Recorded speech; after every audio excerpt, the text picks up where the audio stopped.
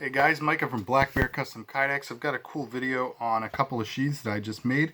One of them is for this Boker Bulldog, Boker Plus. I'm actually really unfamiliar with Boker as a company. I've only done a couple of knives, or a couple sheaths for them, for Boker knives I should say, not for the company, but obviously for clients that send me their Bokers. I've only done, I think this is actually only the third that I've ever done, so yeah, I don't know too much about them, and I'm not a huge fan of Boker's knives, so I don't know much about the knives, obviously, for the 10th time. So anyway, I'm not sure if Boker and Boker Plus are separate entities, but if you have any insight to that, comment down below, let me know, and tell me what you guys think of Boker knives. All right, so this guy is the Bulldog, I believe, and Ed sent me his Boker Bulldog, and he also sent me an Exotac fire rod, which you guys are probably very well familiar with after seeing some of my videos. And also you just should be familiar with these guys because they are a big company now and they're doing really great things with fire starting products. But anyway, he also sent me a Surefire Titan, nice little twist cap flashlight. I like these things a lot. And he also sent me a Marbles brass compass. So he asked me if I could attach those three things to this sheath, and he wanted everything in black, set up on a tech lock for right hand vertical with the ability to change to a right hand cross draw. So it's going to be left hip drawing across your body with your right hand. So let's check out what I've come up with for him. Sorry, I'm just putting it all back together here. All right, so this is the sheath. Now we're looking at quite a bit of accessory space being occupied on this sheath.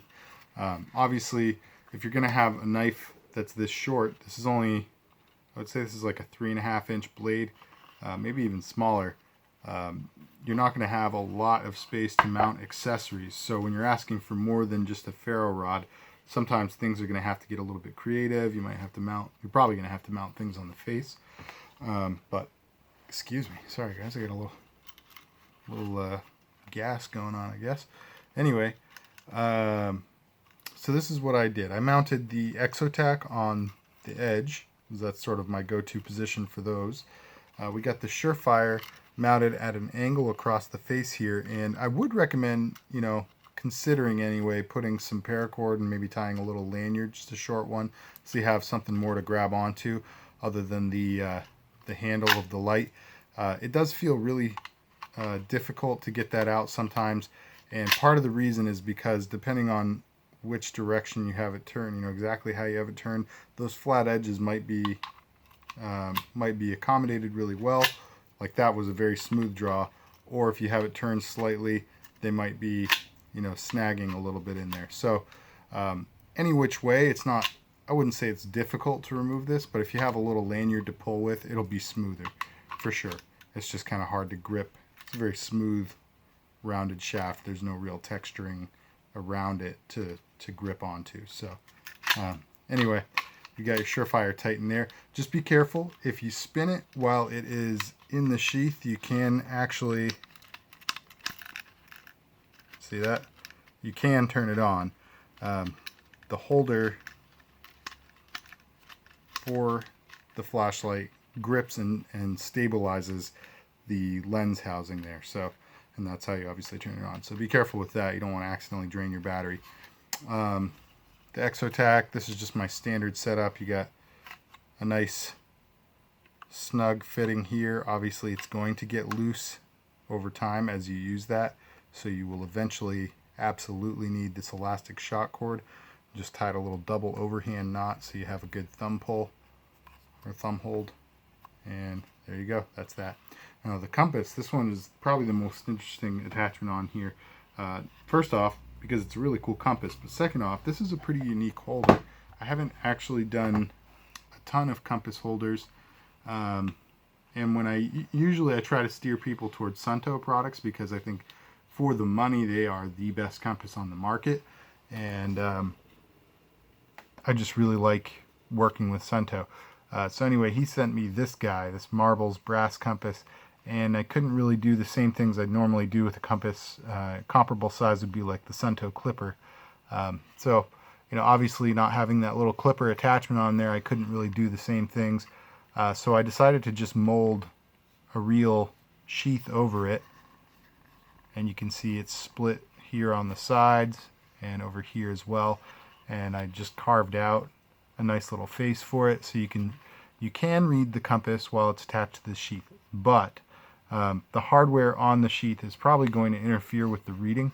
So I left enough shock cord attached to it. The shock cord, by the way, is attached because, yes, the holder will maintain your compass, but if you're pulling it out, I think it just felt like it would be really easy to let it go and fall.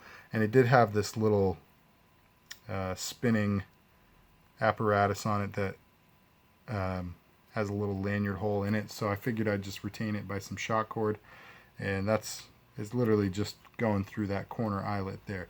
So it's stretched up over the top, and you just kind of stretch it over the top and lock it into the sheath. It's very easy to use, and it retains it quite well. But anyway, like I said, when I pulled it out the first few times, I thought, that could pretty easily fall, so it'd be nice to have this. Now, if you have it slack, the metal on the sheath is probably still going to interfere a little bit, but if you pull it away, you'll probably get a true reading.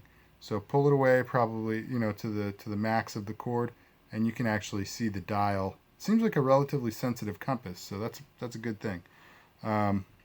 One thing, Ed, you might want to go check out, or call Marbles and see about a warranty, but you do have some bubbles floating around in there, and that's probably not a great thing. I mean, it doesn't seem to be interfering with the compass, but it does kind of get in the way. It's annoying.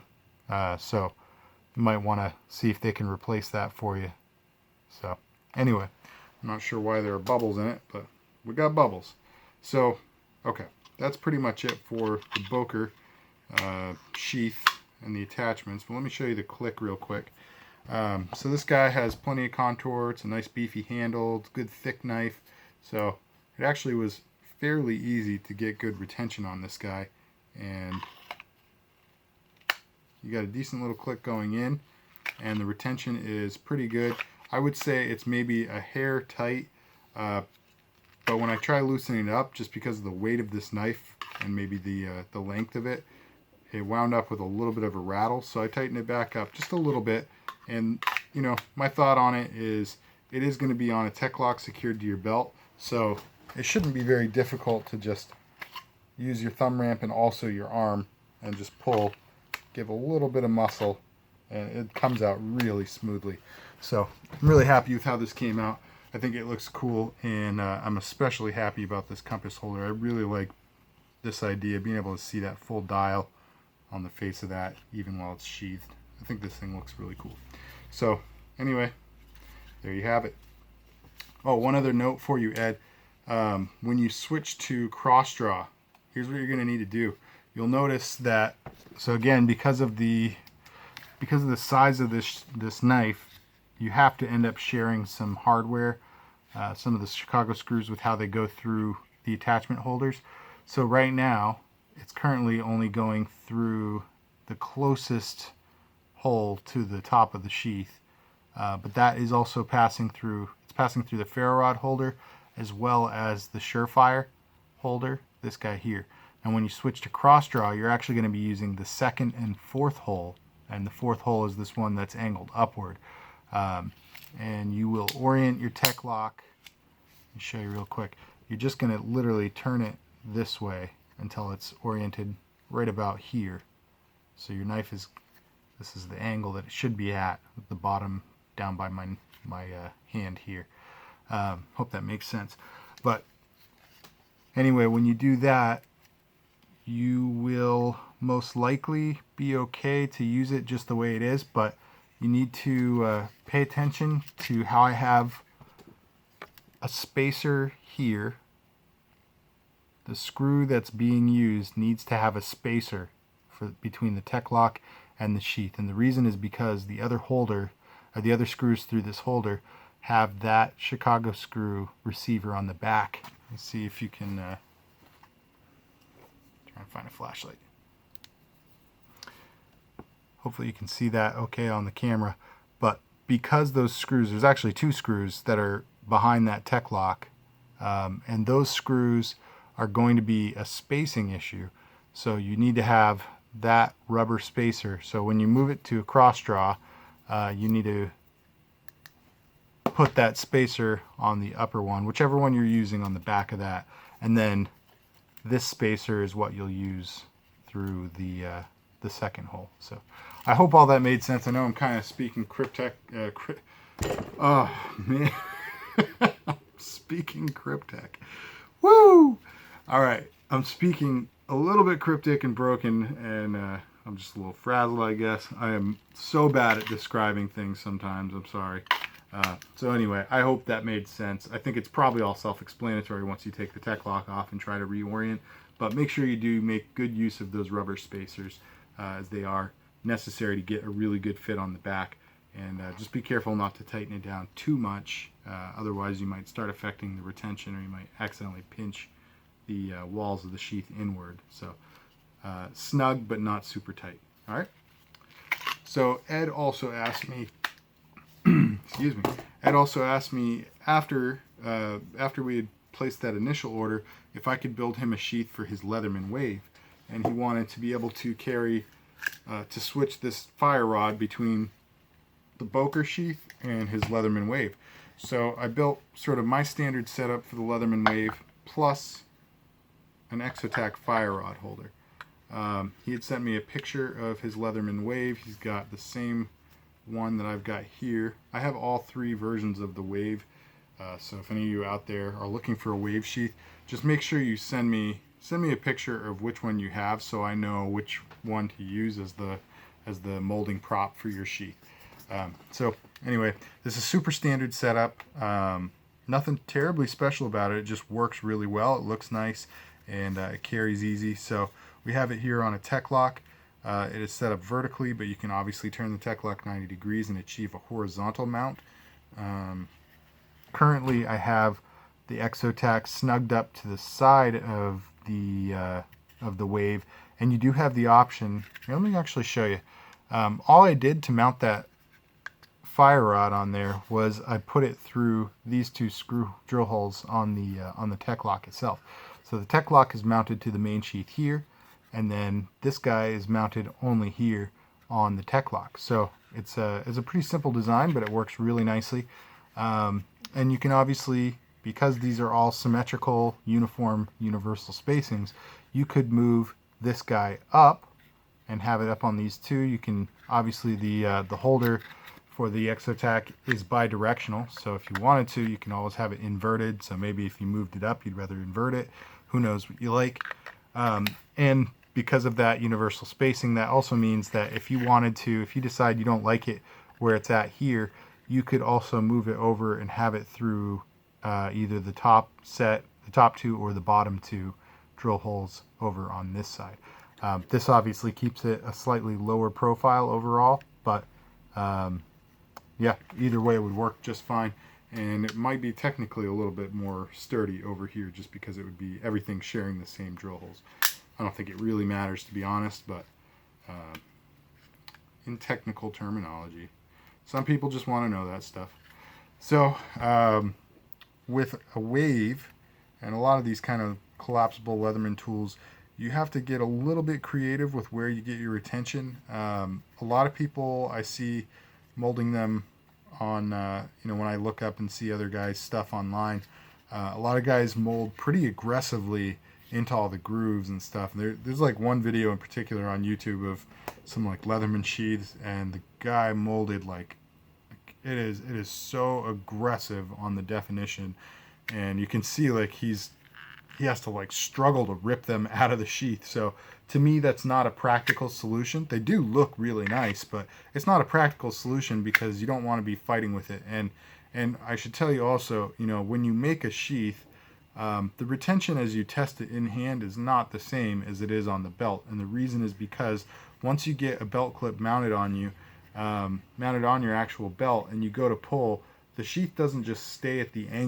convenient angle that you have your hand in, and it doesn't your belt doesn't function like your other hand does and pull the sheath while you pull the item out. So it's really important that you kind of get it to a spot where you know that as you pull this, there's probably going to be some resistance. It's going to want to tilt towards your body.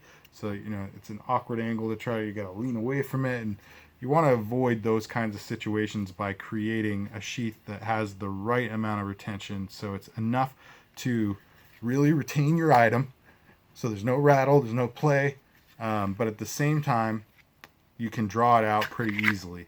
And so what I've done here, and what I would definitely recommend to anybody else that's thinking about making some Leatherman holsters, if you're doing, a wave or surge or sidekick, any of those ones like this, you probably want to try to create some kind of this little scallop here, this I don't really know what to call it, a finger push, I guess. But all you really do to get this guy out, what I do, I just put my thumb on the top of the sheath and just squeeze, and then you've got a little extra leverage, that extra like 3/4 of an inch, and that overcomes the retention. So you can see it locks in nicely, and then that's all you have to do to pull it out. So you don't have to worry about that weird tilting and trying to grab it and rip it out of your sheath and all that good stuff. So here's how I got the retention on this, in case you guys are curious. I don't like to share a ton of information about how I build my sheaths, but I generally like to share some of the retention because, I get a lot of questions about it, so maybe it'll avoid having to clutter my email or something. Not that I mind the questions, but it's just hard to keep up with all of it. But also because it's not quite as simple as I'm making it out to be. I'm just going to give you guys some general hints here. But if you look at the shape of it overall, I'm really kind of going to ignore the actual casing of it, and I'm going to look at these two outer tools here. We're going to look at that and that. This serrated blade and this fine edge, or plain edge. And if you look at it while it's collapsed, they both have the widest points on this tool. So as I look at it, the retention happens just to either side of this. So what I want to do is mold aggressively enough down at the lower point that when you put the knife or the multi-tool in, it bottoms out and can't go deeper. And at the same time, up here, I want it to be molded just enough so that it holds because you can see it kind of tapers back inward. It's almost like a coffin shape. So up here, I mold to each side just enough that it retains the wave, but also can be overcome pretty easily as you do that. So you can feel it pop through that joint there. So let me show you one more time. As you squeeze it down in there, it has that tendency to kind of, once you overcome that spot, that hot spot, it pops out. Now another thing, when it's down here, you can actually kind of push it down just a tiny bit more and eliminate like any chance of it rattling. It gets real tight there, but it's still not that hard to pop out. So yeah. Anyway, I think how I do them is just another one of the many ways that you guys can create a successful Leatherman sheath. I really like my setup. I like how I do it, and I like the results and how functional it is afterwards. So anyway, I hope you guys like this sheath. If you do, hit that like button. Actually, this guy too. Let me know what you think of these things. Let me know what your favorite Leatherman is and why. Let me know what you think of Boker knives. For those of you who are into navigation, orienteering, land nav, that kind of thing, let me know what you think of marbles compasses versus Sunto, or what compass you guys like and why. And let's get some conversations going down below. All right, guys. Thank you for tuning in. Like, share, comment, and subscribe. Stick around for the next one. God bless.